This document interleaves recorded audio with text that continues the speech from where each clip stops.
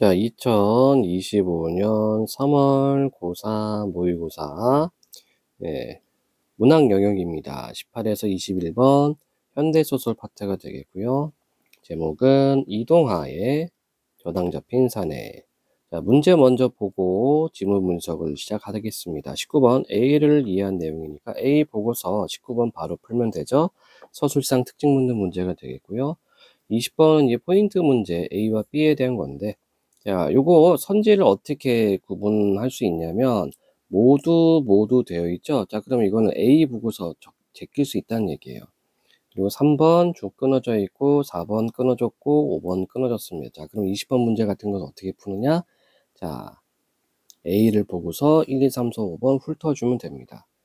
그리고 21번 문제는 이런 박스형 문제는 이게 기준이라고 누차 얘기를 합니다. 따라서 이 박스를 먼저 봐주고 지문을 들어가 줘야 돼요. 자, 그리고 18번은 읽어가면서 하면 되겠죠? 네. 자, 그럼 21번 박스를 한번 봅시다. 저당 잡힌 사내에서 내부와 외부의 경계가 모호한 비현실성은 입구의 출구인 문의 양면성을 매개로 하여 똑같은 상황이 반복되는 서사 구조에 의해 구현된다. 이러한 서사 구조에 맞물려 반복되는 노동의 굴레에 갇힌 주인공은 이에 순응하게 되어 노동의 수단으로 전락한다. 이를 통해 작품의 제목이 끝없는 노동에 자신의 삶을 저당 잡힌 현대인의 정체성을 드러내는 것임을 알 수 있다. 자, 결과적으로는 현대사회에 대한 어떤 그 비판이 이 작품의 주요 내용이라는 얘기가 되겠죠. 자, 저당 잡힌 사내 보도록 하겠습니다. 자, 소설을 읽을 때는 뭐 간단하게 소설상 특징 잡아가면 되는데, 우리가 뭐 여가 시간에 소설을 읽는 것이 아니기 때문에 문제풀이를 위한 소설은 이런 식으로만 봐도 충분합니다. 자, 먼저 시점을 여러분들이 정리하셔야 되고요. 그 다음에 묘사를 어떻게 하고 있는가. 묘사는 인물 묘사와 그 다음에 배경 묘사, 그리고 인물 묘사 같은 경우에는 내면 묘사하고 외양 묘사, 그리고 배경은 시간적 배경과 공간적 배경. 요걸 읽어가면서 체크를 해줘야 돼요. 체크하면서 인물 정리랑 갈등을 정리해주면 돼요. 자, 소설 구성의 3요소가 인물, 사건, 배경이 되겠죠. 그쵸? 사건은 갈등이기 때문에. 그래서 이렇게 보는 게 구성에 맞춰서 내용을 파악하는 겁니다. 그리고 이제 경우에 따라서는 이제 끊어읽기를 하면 돼요. 끊어읽기는 시간이 달라지면 끊고, 공간 달라지면 끊고, 그 다음에 새로운 인물 나오면 끊고. 이렇게 봐도 문제 푸는데 크게 어려움은 없습니다.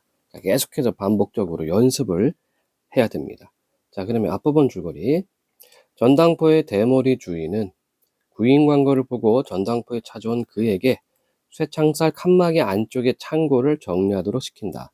그는 창고 안에서 일을 하던 중 창고 문이 사라졌음을 알게 된다. 자, 우리가 박스에서 봤어요. 뭘 봤습니까? 비현실적인 요소가 있다라고 얘기를 했습니다. 그렇죠? 즉 내부와 외부의 경계가 모호한 비현실성이 있고 그게 문의 양면성이라고 얘기를 했습니다. 그러면 이걸 통해서 뭘 나타내려고 하느냐? 바로 일의 노동의 노예가 된 어떤 현대인의 정체성을 나타낸다라고 우리는 이미 박스에서 봤어요. 그걸 그대로 고스란히 덮어주시면 됩니다. 그리고 우리가 앞부분 줄거리를 통해서 얻어낼 수 있는 정보는 이제 시점을 얻어낼 수가 있죠.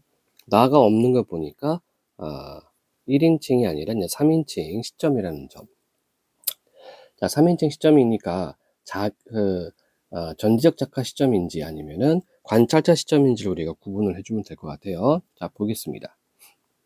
문은 애초부터 없었던 것인가 아니면 홀연히 사라진 것인가. 그 점이 분명치 않은 이상 어쩌면 저 벽돌도 단지 환상에 지나지 않는 것인지도 모른다는 생각이 갑자기 그를 충동질했다. 자, 생각이니까 얘는 3인칭 전지적 작가 시점이 되겠네요. 그쵸? 그는 벌떡 일어섰다. 육신의 매듭마다 삐걱이는 소리를 냈다. 그러나 그는 개의치 않고 벽에다 몸을 힘껏 부딪혀 보았다. 벽은 그러나 단호한 힘으로 그를 밀어냈다. 자, 문맥음이 파악할 때는 한 문장 정도 더 읽어주면 좋습니다. 무력하게 좌절당한 그는 차디찬 바닥에 나동그라진 채 멍해진 의식으로 되뇌었다. 자, 그러면 기억, 벽은 그러나 단호한 힘으로 그를 밀어냈다. 문맥의미 파악하는 것이 8번입니다.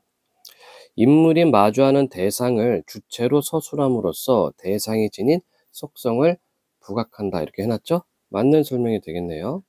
예. 주체로 서술했다. 주체로 서술했다는 것은 주어로 얘기를 했다는 겁니다. 여기서 주어가 뭐야? 벽은 그를 밀어냈다. 이렇게 해놨죠. 맞는 설명이 되겠습니다. 니은. 그것도 아니라면 나는 애초부터 이 조그만 공간 속에서 밀폐된 채 살아왔다는 얘기인가? 지금의 상황으로는 이 결론만이 가장 타당한 것처럼 여겨졌다. 자, 니은입니다. 인용부의 사용 없이 인물의 생각을 인물 자신의 몫을 통해 드러냈죠. 3인칭 전지적 작가 시점이었는데 마치 1인칭처럼 나 이렇게 되어 있습니다. 그렇죠? 인용 표현이 없었습니다. 자, 따라서 자신의 온갖 기억들은 도무지 믿을 수가 없다고 생각되었다. 자, 이제 이 부분. 몇 가지 고통이 서서히 그의 육신을 저미기 시작했다. 첫째는 시간의 흐름을 측정할 길 없는 괴로움이었다. 그 고통 때문에 유폐감은 한층 더 가중되었다. 자, 유폐감이라는 것은 뭐냐면은 자기가 갇혀 있다는 느낌입니다. 따로 떨어져서 갇혀 있다는 느낌, 유폐감. 백열등 불빛으로 충만해 있는 그 조그만 공간 속에서는 어디에도 시간의 흐름을 찾아낼 수가 없었다. 온갖 잡동사니들 위에 쌓여있는 먼지를 그는 보았다. 그것은 무의하게 죽어 떨어진 시간의 잔해 같은 것이었다. 이제 그것들 사이에 갇힌 한 사내의 생애도 먼지처럼 건조하게 부스러져 쌓일 것이라 믿어졌다. 그러자 문득 한 가지 기억이 떠올랐다. 정말 자신의 것이었던가조차도 실로 의심스러운 그 기억이. 자, 지금 인물이 좀 뭐하고 있어요? 인물이 어떤 공간에 좀 갇혀 있습니다. 여기는 창고였죠. 창고 속 공간에 갇힌 상태에서 문이 없는 거죠. 예, 그러면서 자신의 어떤 기억을 지금 더듬고 있어요. 갱 속에서 지냈던 지난 몇 년간의 기억을 그는 조금씩 되살려냈다. 흡사 오소리굴같이 낮고 좁고 또 가파른 승갱, 이마에 매단 희미한 램프만으로는 굴속 수천 미터의 암흑과 탄진을 밝히기라 아예 불가능한 노릇이었다. 자, 탄진은 탄광 그 먼지, 탄진이 되겠죠? 말 그대로 갱이에요, 갱. 외계와 단절된 채 모든 것들이 침묵을 지키고 있는 곳. 강판 위로 우수수 떨어져 내리는 석탄 소리에 귀 기울이면서 지층에 켜켜이 쌓여있던 그 죽은 시간의 잔해들을 캐냈던 것이다. 자, 그 죽은 시간의 잔해들, 이게 바로 뭐예요? 석탄이 되는 거죠, 석탄. 그곳에서도, 그곳이 어디라고요? 갱. 그곳에서도 시간은 정지되어 있었다. 그것의 흐름을 재볼 수 있는 것이라고는 오직 자신의 노동의 양밖에는 없었다. 문득 작업 종료의 신호가 울린다. 그리하여 다시 지상으로 올라오면 하늘은 장기 근속자의 패처럼 그렇게 음산했다. 그것이 새벽 어스름인지 저녁 땅검인지를 굳이 헤아릴 이유가 없었다. 마찬가지로 출퇴근의 의미를 찾을 필요도 없었다. 뭉뚱그려서 말한다면 단지 그렇게 생활을 했을 뿐인 것이다. 자기 생애의 일부를 저당 잡힌 대가로. 자, 바로 이제 노동이죠, 노동. 노동에 얽매여 있는 노동자의 모습입니다. 그럼 A 부분 문제 풀어보도록 하지요. 19번입니다. A를 이해한 내용으로 적절하지 않은 것은 그가 창고 안에서 시간의 흐름을 찾아낼 수 없었던 것은 갱 속에서의 생활을 떠올리는 것으로 이어지고 그가 지상에서 새벽과 저녁을 헤아리지 않았던 것은 갱 속과 마찬가지로 노동의 양을 측정할 수 없었기 때문이다. 자, 다시 한번 보도록 해볼까요? A 부분에 노동의 양을 측정할 수 없었던 것이 아니라 여기 뭐라고 되어 있습니까? 그것의 흐름을 재볼 수 있는 것이라고, 시간의 흐름을 재볼 수 있는 것이라고 오직 자신의 노동의 양밖에 없었다 이렇게 되어 있었습니다. 자, 따라서 19번의 2번 노동의 양을 측정할 수 없었기 때문이다가 맞지가 않죠. 3번 그가 창고라는 조그만 공간에서 유폐감을 느끼는 것은 낮고 좁은 오소리굴 같은 갱 속에서 생활에 대응이 되고 4번 그가 먼지와 석탄을 죽은 시간의 잔해로 동일하게 인식하는 것은 창고 안과 갱 속의 공통적인 속성에서 비롯됐고요. 5번 그가 지상의 하늘을 장기 근속자의 패처럼 음산하다고 인식한 것은 암구로 가득한 갱숙의 경험과 연관이 됩니다. 따라서 아닌 것은 2번이죠. 예, 노동의 양을 측정할 수 없었던 것이 아니라 시간의 흐름을 노동의 양으로 헤아렸다라고 우리가 방금 확인했습니다. 자, 다시 지문으로 갈게요. 그때를 생각하고 그는 일어섰다. 그때가 어디예요? 예, 갱속, 그쵸? 그러고는 정리한 일을 다시 시작했다. 그것만이 최소한의 시간의 흐름을 측정할 수 있는 길이라 생각하며 일의 진행에 따라 조금씩 소모되어 가는 자기 생애의 한 부분이 보이는 듯 했다. 그리고 그것은 곧 지나간 생활의 도초에서 느낄 수 있었던 그 시간과 생애에 대한 감각과 흡사하다고 생각되었다. 일에 대한 지겨움, 그 무의미성이 발작적인 충동을 일으키게 했지만 그는 지금까지 그래왔듯이 이번에도 잘 참아내고 있었다. 자, 그래서 우리가 박스에서 봤었던 것처럼 어떤 그 노동에 얽매여 있는 현대인의 어떤 정체성을 확인할 수 있겠습니다. 중략, 끊어야 되겠죠? 위에 있는 내용은 별거 아니었습니다. 그라는 인물이 어떤 창고에서 일하게 되었는데 문이 없어지고 유폐감을 느끼고 있습니다. 그런데 아무것도 안 하는 것이 아니라 다시 일을 하고 있죠. 그래야지만 어떤 시간이 흘러간다는 것을 노동의 양으로 이렇게 셈할 수 있기 때문에. 자, 그는 아직도 창고 안의 상태가 제대로 정리되어 있지 않음을 깨달았다. 이래가지고는 저 대머리 주인이 일당 1,000원을 압구하리라. 그는 가볍게 2번 혀를 차원한 다음 버려두었던 작업을 다시 시작했다. 자, 디귿. 초점화된 인물의 관점에서. 맞죠? 왜냐하면 그 인물의 그 생각으로 이렇게 포커싱을 해준 겁니다. 다른 인물이 보일 바는 예측에 대머리 주인의 반응, 나 돈 안 줄 것 같아 라고 하는 예측하고 있어요. 다시 지문. 이번에는 공리를 해가면서 전당물들을 차곡차곡 정리해 나갔다. 머리가 점차로 가뿐해졌다. 창고 안이 어느 정도 정리가 되었을 때 그는 비로소 손을 털며 허리를 폈다. 그리고는 다소 흡족한 마음이 되어 한쪽 구석으로가 웅크리고 앉았다. 이만하면 주인산에도 만족할 테지. 자, 한번 A를 볼까요? 허리를 폈다. 20번 우리가 다 제껴볼 수가 있는 겁니다. 적절한 거 찾기. A는 인물이 품었던 의구심을 해소한다. 자, 의구심이 아니었죠? 의구심하고는 관계가 없습니다. 두 번째, A는 인물이 알지 못했던 새로운 사실을 깨달은 게 아니죠. 자기가 어떤 노동을 하고 나서 정리를 했을 뿐입니다. 3번, A는 인물이 처한 어려움을 극복하였음을 보여주는 그런가? 자, 끊어져 있기 때문에 앞부분만 보는 거예요. 4번, A는 인물 간의 갈등 해소 아니고 5번 A는 인물에게 주어진 요구를 일정 부분 충족한 결과. 그렇죠?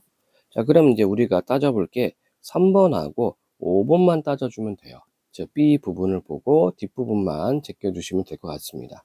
자, 다시 지문. 공복과 갈증이 새삼 느껴졌지만 그는 이대로 참을 수밖에 없다고 생각했다. 느긋한 마음으로 주위를 점검해 보았다. 사물들 사이에 주어진 질서가 그를 조금은 즐겁게 했다. 추위도 어지간히 견딜만 하다고 생각되었다. 적어도 동사를 면할 수는 있는 조건이었다.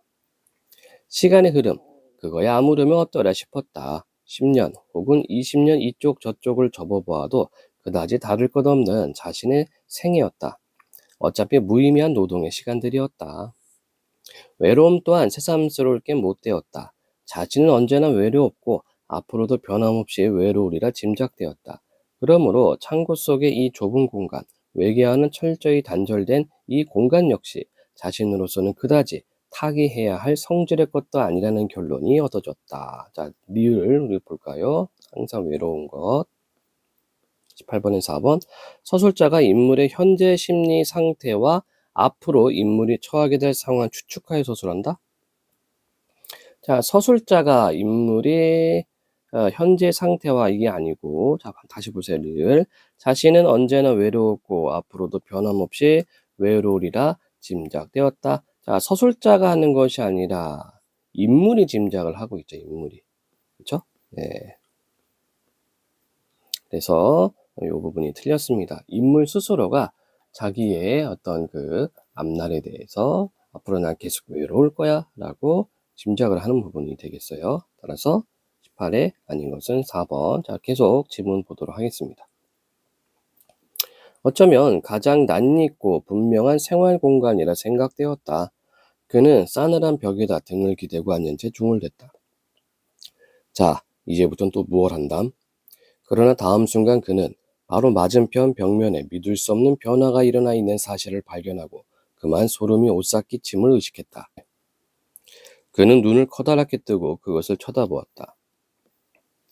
실로 믿기 어려운 사실이었지만 그러나 그 희고 견고한 벽의 한가운데 그가 그렇게도 불가사의하게 생각했던 바로 그 문이 형체도 분명하게 반쯤 열린 상태로 거기 있었다. 그는 벽을 의지하고 천천히 일어섰다. 오금이 저리고 무릎이 걷잡을 수 없이 떨렸다. 뻣뻣하게 굳은 허리가 좀처럼 펴지질 않았다. 그는 미라처럼 어기적거리며 그 문으로 다가갔다. 자, B 부분. 뻣뻣하게 굳은 허리가 좀처럼 펴지지 않았다. 자, 3번하고 5번 뒷부분만 보면 되겠죠. 3번 뒷부분. B는 인물의 좌절감을 아니고 5번의 뒷부분. 인물이 예상 못한 사건이 발생되어 나타나는 반응 맞죠? 갑자기 자기가 그렇게 찾던 문이 갑자기 나타나 있어요. 따라서 답은 5번이 되겠습니다. 자, 다시 지문입니다. 맑고 신선한 공기가 그의 찌든 후각을 시원하게 자극해왔다. 그것은 분명 열린 세계의 공기였다. 그는 떨리는 손으로 문을 밀고 조심스레 한 발짝 밖으로 내디뎠다. 형언하기 어려운 두려움이 가슴을 팔랑개비처럼 휘저었다. 그는 보았다. 쇠창살의 칸막이 사이로 이쪽을 바라보고 있는 대머리 얼굴을.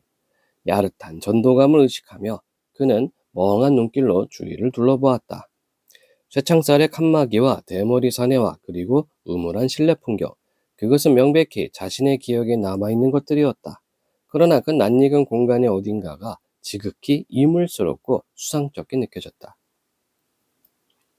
어떻게 오셨소? 대머리 사내가 권태로운 목소리를 말했다. 뭐 전당 잡힐 거라도? 그러자 그는 문득 자기가 빠져있는 혼란이 어디에서 오는 것인가를 깨달았다. 그는 황망히 뒤를 돌아보았다. 낯선 문이 하나 거기 닫혀 있었다. 그는 조심스럽게 그 문을 열어보았다. 역시 창고가 아니었다. 어둡고 가파른 층계가 내려다 보였을 따름이었다. 그래, 나는 저 계단을 올라섰지 하고 그는 생각에 잠겼다. 그것이 언제였던가? 꽤나 먼 기억으로 느껴졌다. 자, 미음. 인물에 대한 서술 속에 해당 인물의 목소리가 포함되면서 인물과 서술자의 목소리가 모두 드러나고 있네요. 다시 한번 보세요, 여기.